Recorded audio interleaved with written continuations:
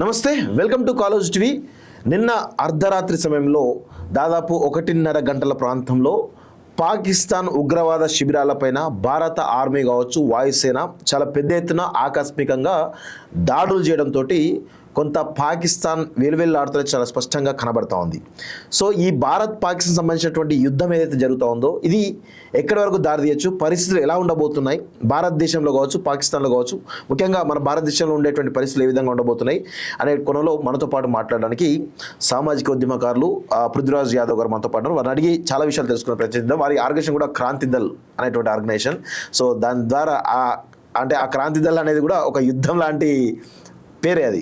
So వారు కూడా చాలా ఉద్యమంలో పాల్గొన్నారు కాబట్టి వారిని అడిగి తెలుసుకునే ప్రయత్నం. అన్న నమస్తే. నమస్తే, జై తెలంగాణ, జై హింద్. జై తెలంగాణ, జై హింద్. సో భారత్ పాకిస్తాన్ యుద్ధం సంబంధించి నిన్న అర్ధరాత్రి జరిగినటువంటి సంఘటన మీరైతే చూశారు కదా. సో ఈ పరిస్థితులు భవిష్యత్తులో ఎలాంటి పరిణామాలకు దారితీసే అవకాశం కనబడతా ఉంది?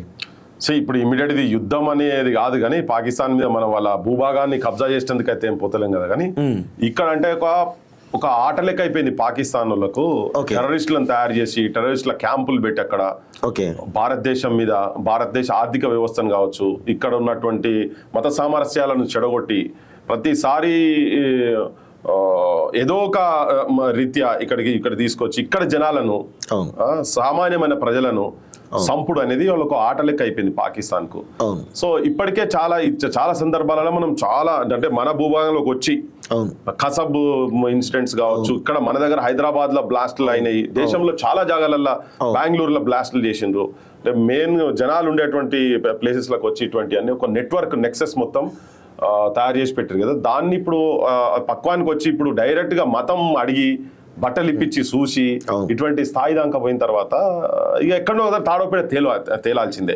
ఇది ఆ స్టేజ్. అది మనం ఎకనామికల్ ఇబ్బంది పడతామా, ఇంకేమైనా ఇబ్బందులు పడతామా అని పక్కకు పడేసి ఇవాళ వాళ్ళు భారతదేశ భూభాగాన్ని మొత్తము ఏదో కన్ఫ్యూజ్ చేస్తున్నట్టుగా భయపెట్టిన సిచ్యువేషన్ తీసుకొచ్చే లెక్క దేశంలో ఉన్నటువంటి ఒక హిందూ సంబంధించినటువంటి జనాలందరినీ, అంటే నాన్ ముస్లిమ్స్ అనేటోళ్ళను వాళ్ళు ఒక హిందూ అని కూడా పక్కకు పెడితే నాన్ ముస్లిమ్స్ ఎవరైనా కాఫీరే అనేది వాళ్ళు ప్రపంచవ్యాప్తంగా ఇలా టెర్రరిస్ట్ల భాష. అది వాళ్ళ ఏం ఖురాన్ చెప్పింది అదంతా ఉట్టి ముచ్చట, ఫాల్తు ముచ్చట. కానీ అంటే వాళ్ళు అట్లా పెట్టుకొని కూర్చున్నారు, ద్వేషించుడు ఆ మతం కాకుండా ఇంకా అందరినీ ద్వేషించు. దాన్ని మళ్ళీ కాశ్మీర్ ఇష్యూకు ఒడిగల్పి కొంతమంది తీసుకొచ్చి ఇక్కడ చేసినప్పుడు 100% ఇలా దేశంలో ఉన్నటువంటి అందరు కూడా చిన్న పెద్ద ప్రతి ఒక్కరు ఎవరు చూసినా ప్రతి ఒక్కరి గుండె గాయమైనది.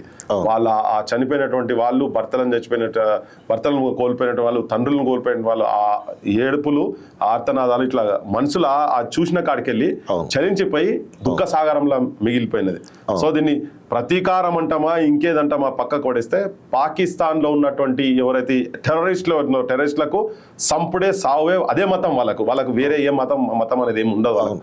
అటువంటి వాళ్ళను మొత్తం ఎక్కడికాడికి ఏర్ల కాడికెళ్ళి ఉడవికి పడేసాలి. ఇప్పటికే ఆలస్యం చేసినాం, మనం చాలా ఆలస్యం చేసినాం.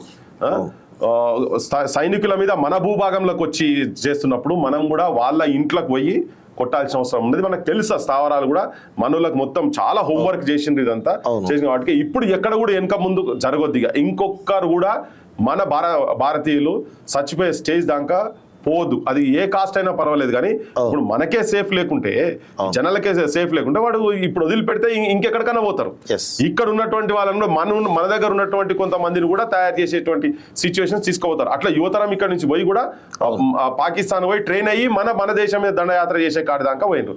ఇలా మనము కొన్ని కుటుంబాలు అక్కడోళ్ళు ఇక్కడోళ్ళు అన్ని కలవాలని చెప్పని ఇక్కడ వాగా బార్డర్ కావచ్చు, మన బార్డర్లు మొత్తం తెరిచి అక్కడ నుంచి ఇక్కడికి ఇవన్నీ రాకపోకలు జరిగిన తర్వాత కూడా ఇంకో అశాంతి తీసుకొచ్చే దాని మొత్తం మీద complete ISI, Pakistan intelligence, Pakistan government ఆ కొడుకులకు పొద్దుగా లేస్తే ఇండియా మీద మొత్తుకున్నాడు. కానీ అక్కడ మంచిగా తింటుండ్రా, వాళ్ళకు ఉద్యోగాలు వస్తున్నాయి, కానీ ఏం లేవు, వాళ్ళ శాంతి ఉన్నారు, ఏం లేదు. టెర్రరిస్ట్ క్యాంపులు మన దగ్గర గాలి మోటార్లు కాందహార్ లో ఇన్వాల్వ్ అయ్యేటువంటి అతను ఇలా ఇస్లామాబాద్ లో కూర్చొని హఫీజ్ సయీద్ ఇటువంటి వాళ్ళు ఆడ కూర్చొని వాళ్ళు నువ్వు నీళ్లు బంద్ చేస్తే నేను రక్తం పారుతుంది అక్కడ అని చెప్పుడు ఇది ఏంటిది, భాష ఏంటిది, వాళ్ళ కథ ఏంటిది అంటే అందుకనే అటువంటి ఎలిమెంట్స్ ను నిర్దాక్షిణ్యంగా వాళ్ళను క్రూర మృగాలెక్క చూడాల్సిందే. వాళ్ళ స్థావరాలు ఎక్కడెక్కడ అవుతున్నాయో ఏమున్నాయో మొత్తం ఆల్రెడీ ఇవన్నీ పనిచేస్తున్నాయి కాబట్టి కంప్లీట్ కొట్టేయాల్సిందే. అదే పనిలో భారత ప్రభుత్వం కూడా ఉన్నది, చూపిస్తున్నది కూడా. జనం సపోర్ట్ కూడా అట్నే ఉన్నది. ఇలా ఎవరు కన్నా కొంచెం అటు ఇటు చేసినా కానీ వాళ్ళని జనం మాత్రం స్పేర్ చేసే పరిస్థితిలో ప్రజలు లేరు. ఎట్ ఎనీ కాస్ట్ అక్కడ ఎక్కడైనా ఈవెన్ వాడు అక్కడి నుంచి ఏం చేసినా కానీ ఆ పాకిస్తాన్ అనే దేశాన్ని ఒకవేళ వాడు న్యూక్లియర్ బెదిరించే ప్రయత్నం చేస్తున్నాడు. ఒక్కటి చేస్తే అసలు ప్రపంచ చిత్రపటంలో పాకిస్తాన్ అనేది లేకుండా చేయాలనేది ప్రతి జనం లోపల, నువ్వు ఏ యువకుని పోయినా ఎవరిని పోయినా ఇది ఎక్కడిది, ఇంత అన్యాయం ఉంటుందా, ఇంత ఘోరంగా ఉంటుందా, ఇంత పాశవికంగా ఉంటుందా, అసలు ఓ మనిషి ఇంత నిర్దాక్షిణ్యంగా ఇంత ఘోరంగా చంపగలుగుతాడా అనేది. సో అది ఇక్కడ ఉన్నటువంటి వాళ్ళు కూడా కొంత సపోర్ట్ బేస్ లేకుంటే కాశ్మీర్ లో ఆ ఇన్సిడెంట్ జరగకపోవు. అటువంటి ఉన్నటువంటి వాళ్ళు కూడా గోడ మీద పిల్లులను గోడ మీద ఖతం చేయాలి. ఇప్పుడు నువ్వు ఇటుంటావా అటుంటావా అంతనే క్లియర్ కట్ గా జరగాల్సిందే. ఇక్కడ కూడా కొన్ని రాజకీయ పార్టీలు మొన్నటిదాకా 5-10 ఏళ్ల ముందు వరకు ఎంఐఎం అటువంటి లీడర్షిప్ ఉన్నటువంటి వాళ్ళు కూడా ఎక్కడ నేషనల్ ఫ్లాగ్ సల్యూట్ కొట్టిన ఉదంతాలు అక్కడ కనిపించాయి. కానీ ఇప్పుడు మాత్రం పిఓకే మీద పోయి దాడి చేసి తీసుకోవాలనే కాడికి వచ్చింది. ఇలా దేశ పరిస్థితి కూడా మరీ మొత్తం సెక్యులర్ అంటే నువ్వు అన్ని తీసుకుపోయి దాసోహం చేసుడు కాదు. ఇక్కడ ఉన్నటువంటి చాలా మంది పేద ముస్లింలు వీళ్ళు చేసే హరకత్లతో వీళ్ళు కూడా ఇబ్బంది పడతా ఉన్నారు. అందుకని టెర్రరిస్టులకు ఏ మతం లేదు, ఏ కులం లేదు, ఏ ప్రాంతం లేదు. సంపుడే వానికి ఉంటది, వానికి కులమానంగా వాని ఐడియాలజీ అది కనుక దాన్ని మొత్తం మటుమాయం చేయాలి. అంటే భారత ప్రభుత్వం ఆ దిశగా చర్యలు తీసుకుంటుంది అని మీరు భావిస్తున్నారు? అంటే దాదాపు ఏప్రిల్ 22వ తారీఖు నాడు పహల్గామ్ ఘటన జరిగింది. దాదాపు 7వ తారీఖు ఈరోజు అర్ధరాత్రి సమయంలో దాడి జరిగింది. అంటే 15-16 రోజులు గ్యాప్ తీసుకున్నారు. అంటే అంత గ్యాప్ తీసుకోవడం గల కారణాలు ఏంటి? అంటే ఏమైనా వ్యూహాలు ఏమైనా ఉన్నాయి అనుకోవచ్చా? డెఫినెట్ ఉంటాయి కదా, డెఫినెట్ అన్ని కోణంకెళ్ళి చూడాలి. టైం చాలా ప్రపంచ దేశాల సపోర్ట్ కూడా తీసుకోవాలి. ఇది ఇక్కడతో ఆగొద్దు. ఇప్పుడు పుల్వామా జరిగిన తర్వాత పహల్గామ్ వచ్చింది. అప్పుడే కంప్లీట్ గా స్థావరాలను కొన్ని కొట్టిర్రు, వదిలిపెట్టిర్రు. ఇస్లామాబాద్ దగ్గర అయితే పోలే కదా. ఇప్పుడు ఇస్లామాబాద్ గడ్డ మీద ఉండి మాట్లాడుతున్నారు. మరి మనం కూడా ఇస్లామాబాద్ దగ్గర పోవాలి కదా. వాళ్ళు కంప్లీట్ సెక్యూరిటీ అయి ఉన్నారు.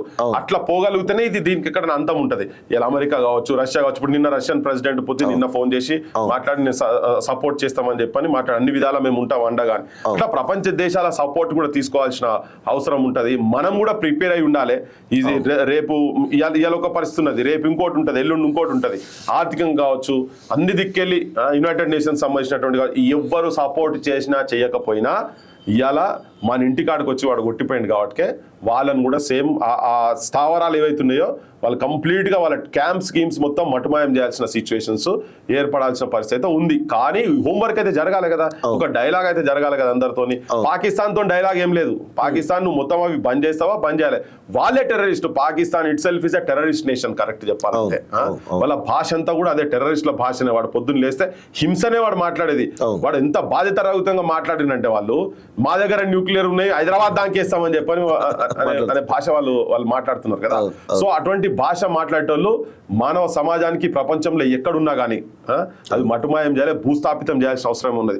భూస్థాపితం చేయలేకపోతే మన దగ్గర ఉండి మన దగ్గర ఇవన్నీ ఆయుధాలు పెట్టేందుకు ఇన్ని లక్షల కోట్ల రూపాయలు వాటి మీద డిఫెన్స్ మీద స్పెండ్ చేసేందుకు మన రక్షణ లేనప్పుడు, జనం రక్షణ లేనప్పుడు, సో జనం నుంచి కూడా కొన్ని సాక్రిఫైస్ ఉంటే కావచ్చు, ఉండాల్సిన అవసరం కూడా ఉంది, ఉండాలి. రేపు అవసరం అయితే సైన్యానికి ఏమైనా తోడ్పాటు కావాలంటే ఇక్కడ యువతరం పోవాలంటే పోవాలి, మన బొట్టలో కూడా పోవాలి, పోయేమని చేయాలి. ఆ దేశం కన్నా ఎక్కువ ఇంకేముంటది. సో ఆ దేశాభిమానం, ఆ దేశభక్తి, ఎంతో మంది చచ్చిపోతారు. అమాయకులను చంపే కాడికి స్థాయికి వచ్చిన తర్వాత మన దగ్గర ఏం ఆయుధాలు ఉంటాయింది, F-16 ఉంటాయింది, ఇంకేముంటుంది, ఏం చేసేది ఉంటుంది, పనికి రాకుండా షోకేస్ లో పెడుతుంది. సో అందుకనే ఒకవేళ అటువంటి ఉండేది ఉంటే మనోళ్ళు కూడా వ్యూహం చేస్తుండొచ్చు. మన న్యూక్లియర్ స్థావరాలు ఎక్కడ ఉన్నాయి, ఏం సంగతి ఏంటిది. ఒకవేళ అటువంటి ప్రయోగం జరిగితే దేశాన్ని ఆ చిత్రపటంలో లేకుండా చేయాల్సిన పరిస్థితి అయితే ఉంటది, ఉండాల్సిన అవసరం. నేను ఏదో ఎమోషనల్ గా ఆవేశం కూడా అంటలేను. ఎందుకంటే ఇప్పుడు ఆల్రెడీ ఈ స్థాయికి వచ్చిన తర్వాత ఇంకా వదిలితే మాత్రము ఇంకా ఇబ్బంది అవుతుంది. మనకి ఇంటర్నల్ ఇష్యూస్ కూడా ఇప్పుడు మనకు బంగ్లాదేశ్ నుంచి ఇన్ఫిల్ట్రేషన్స్ ఉన్నాయి, రోహింగ్యా సమస్య ఇక్కడ ఉన్నాయి. ఇక్కడ హైదరాబాద్ లో కూడా కొన్ని కరెంటు బిల్లులు వసూలు చేయలేని పరిస్థితులు ఇక్కడ కొన్ని ప్రాంతాలు ఉన్నాయి. వాటి అన్నిటి కూడా కంట్రోల్కు తీసుకోవాల్సిన, అంటే ఫ్యాక్ట్స్ మాట్లాడదాం. ఇక్కడ ఉన్నట్టు పొలిటికల్ లీడర్షిప్ కూడా 15 నిమిషాలు టైం ఇస్తే మేము చూపిస్తామని చెప్పని నాన్ ముస్లిమ్స్ మీద ఛాలెంజ్ చేసి మాట్లాడేటువంటి నాయకత్వం పొలిటికల్ లీడర్షిప్. వాళ్ళ అసెంబ్లీలో కూర్చుంటున్నారు, ఫ్లోర్ లీడర్లు అవుతున్నారు వాళ్ళు. అటువంటి వాళ్ళు ఇప్పుడు లాస్ట్ 5-6 ఏళ్ల నుంచి కొద్దిగా మార్పు కనబడుతున్నది వాళ్ళ లోపల. కానీ భయానికి ఉండుడే, భయంకి మెడ మీద కత్తి పెట్టినట్టున్నది వాళ్ళకి. అంతేగాని వాళ్ళు మానసికంగా మారిందా లేదా అనేది తెలియదు కదా. నువ్వు మానసికంగా మారే స్థాయి దాకా మన ఇండియన్ ఆర్మ్డ్ ఫోర్సెస్ కావచ్చు, నేవీ కావచ్చు, ఎయిర్ ఫోర్స్ కావచ్చు, అంత గట్టిగా ఉన్నాయనో వాడు మానసికంగా మార్పు జరగకుంటే ఇటువంటి శక్తులు వాళ్ళ తాబేదారులు అటువంటి వాళ్ళు ఉన్నటువంటి ఎలిమినేషన్ ఇంటర్నల్ కూడా జరగాలి. ఇంటర్నల్ ఎనిమీని కూడా ఇంటర్నల్ ఎనిమిని కూడా ఖతం చేసే సిచ్యువేషన్స్ జరగాలి. నార్మల్ ఇటువంటి వాళ్ళతో ఏమైతుందంటే ఇప్పుడు షోయబుల్లా ఖాన్ ఉన్నాడు అనుకోండి, అటువంటి వాళ్ళు నిజాంకు వ్యతిరేకంగా కొట్లాడినటువంటి వాళ్ళు మౌలవి అలావుద్దీన్ ఇటువంటి వాళ్ళకు కూడా చెడ్డ పేరు వచ్చే సిచ్యువేషన్స్ కనబడుతున్నాయి వీళ్ళతోటి. సో ఇక్కడ ఈ ప్రాంతం ముస్లిం సమాజాన్ని వ్యతిరేకంగా నెగిటివ్ చిత్రీకరించే ప్రయత్నం జరుగుతున్నది కదా, అది ఉన్నది. ఇప్పుడు ఆడ కూడా గుర్రాలు నడిపేటోళ్ళు కొంతమంది ఇన్ఫార్మర్లు ఉన్నారు, కొంతమంది ఇటు కూడా ఉన్నారు, పొట్టగుడ్డు కోసం కూడా పనిచేసిన వాళ్ళు, దేశాభిమానం ఉన్నోళ్ళు ఉన్నారు. మెజారిటీగా వాళ్ళకు మతం అనే దాని మీద ఉన్న తర్వాత కూడా కొంత అటు ఇటు ఉండిట్లో, కానీ ఇటు నష్టం జరగదు, అటు నష్టం జరగదు. యుద్ధ ప్రభావం అనేది రెండు దేశాలకు కూడా నష్టమే. సరే పాకిస్తాన్ నుంచి పక్కన పెడితే మన భారతదేశం కూడా తీవ్రమైనటువంటి నష్టాలను కనిపించాం. మారణ హోమం జరగవచ్చు, మన ఆర్మ్డ్ ఫోర్సెస్ మీద అటాక్స్ జరగవచ్చు, ఇలా చాలా రకాల సామాన్యమైన జనం కూడా చనిపోయే అవకాశాలు కూడా ఉన్నాయి. అంటే వీటన్నిటిని ఎలా భారత ప్రభుత్వం కానీ భారత ఆర్మ్డ్ ఫోర్సెస్ ఎలా తట్టుకోగలుగుతాయి అసలు? మన దగ్గర కూడా ఆ శక్తులు ఉన్నాయి, జరుగుతాయి, తప్పదు. ఇప్పుడు కొంత తప్పదు. యాంటీ మిసైల్ టెక్నాలజీ వచ్చి వాడేస్తే మనం ఇక్కడికి వెళ్ళి చేసి కౌంటర్ మిసైల్స్ వేసి బ్లాస్ట్ చేసి ఎయిర్లో బ్లాస్ట్ చేసుడు కావచ్చు. ఆ టెక్నాలజీ అంతా మన దగ్గర కూడా ఉన్నాయి. మనకు తెలియని శక్తులు కూడా మన కిందాక సామాన్యులకు తెలియనంత ఫోర్స్ కూడా మనల్ని ఆల్రెడీ తెచ్చిపెట్టుకున్నారు. లేని టెక్నాలజీ ఇప్పుడు ఇజ్రాయెల్ అసలు వాళ్ళు నువ్వు ఏదంటే అది నేను నీకు సపోర్ట్ చేస్తాను, నెతన్యాహు ఆల్రెడీ స్టేట్మెంట్స్ ఇచ్చి చాలా ఓపెన్ సపోర్ట్ కూడా చేస్తా ఉన్నారు. టెర్రరిస్టులను అంతా ముంచేందుకు ఇలా ప్రపంచం మొత్తం ఒకటి కావాలనేది కూడా ఉన్నది. ఇవాళ మన ఒక్కరి సమస్య కాదు ఇది. ఈ టెర్రరిస్టులతోటి అమెరికా కూడా ఇబ్బందులు పడ్డది. వరల్డ్ ట్రేడ్ సెంటర్ 1000 మంది చచ్చిపోయింది కదా. అమెరికన్ ఇంటెలిజెన్స్ అంత పెద్ద ఇంటెలిజెన్స్ లో ఉన్న తర్వాత కూడా ఏజెన్సీస్ అక్కడ వర్క్ చేసిన పెంటగాన్ మీద నువ్వు స్ట్రైక్ చేసేది కూడా వాళ్ళకు తెలియదు. 5 గాలి మోటార్లు గాలిలోనే వాళ్ళ పెట్రోల్ పెట్టి వాళ్ళే పెట్టి ఒక్కడు మనిషి అనుకొని తీసుకుపోయి చేయగలిగిన శక్తి తీసుకొచ్చుకొని చేసింది కదా. సో వాళ్ళ దగ్గర కూడా నష్టం జరిగింది. ఇవాళ నువ్వు ఏ దేశమైనా యూకేలో ఉన్నది ఈ సమస్య, ప్రపంచంలో చాలా దేశాలలో ఈ టెర్రరిజం అనేది అంశం వస్తూనే ఉన్నది. మన దగ్గర ఎక్కువ ఉన్నది. మన దగ్గర చైనా పాకిస్తాన్ కు సపోర్ట్ చేస్తా ఉన్నది. అది కూడా మనకు కొంచెం చూడాలి. టర్కీ అంశం కావచ్చు, ఇలా ఆఫ్ఘనిస్తాన్ ఇటు సైడ్ కొద్దిగా సపోర్ట్ బేస్ ఉన్నది. సో ఇవన్నీ చూసి కొద్దిగా నష్టం అంటే తప్పదు. ఇప్పుడు ఇటువంటి వాళ్ళను ఒక దేశము టెర్రరిస్టులను ఎంకరేజ్ చేసిన తర్వాత ఉసామా బిన్ లాడెన్ అటువంటి నువ్వు పాకిస్తాన్ గడ్డ మీద పెట్టి టెర్రరిజం నడిపించిన తర్వాత అసలు ప్రపంచం మొత్తం వెంబడబడి పాకిస్తాన్ అసలు కంప్లీట్ మటమాయం చేయాల్సిన పరిస్థితి. వాళ్ళు కొన్ని దేశాలు మనల్ని కౌంటర్ చేసేందుకు వాళ్ళు పెంచి ఇటువంటి వాళ్ళను పోషిస్తా ఉన్నారు దేశాన్ని. ఇట్ ఈస్ 100% ప్రపంచం మొత్తం తెలుసు Pakistan is a terrorist state. Okay, so మనకు కొంచెం నష్టం జరుగుతుంది కావచ్చు. హైదరాబాద్ మీద కూడా వేయొచ్చు అని అనుకుందాం అనుకో, తప్పదు. లేకపోతే వాడు మొత్తం దేశాన్ని ఆగం చేసి పోయేటట్టున్నారు కదా. సో వీళ్ళు కూడా ఏంటంటే మినిమం రిస్క్ తోటే చేసే సిచ్యువేషన్స్ ఉంటాయి. మరి వాళ్ళు కూడా ప్రధానమంత్రి 15 రోజులుగా సింధు జలాల ఒప్పందం రద్దు చేయడం కావచ్చు, పాకిస్తాన్ భూతలం మన గగనతలాన్ని కావచ్చు, నావీని కావచ్చు, అన్ని కంట్రోల్ చేస్తూ నిషేధాజ్ఞలు తీస్తూ కూడా కొంతమేర పాకిస్తాన్ ఇబ్బంది పెట్టే ప్రయత్నం చేస్తూ కూడా కొన్ని వ్యూహాలు రచిస్తున్నారు. చాలా స్పష్టంగా అర్థమవుతుంది. నీళ్ళు ఆపారు కదా, ఆపుతున్నారు. రేపు ఇంకా దానికి డ్యామ్స్ పెంచుతున్నారు. అవన్నీ కూడా జరగాల్సిందే.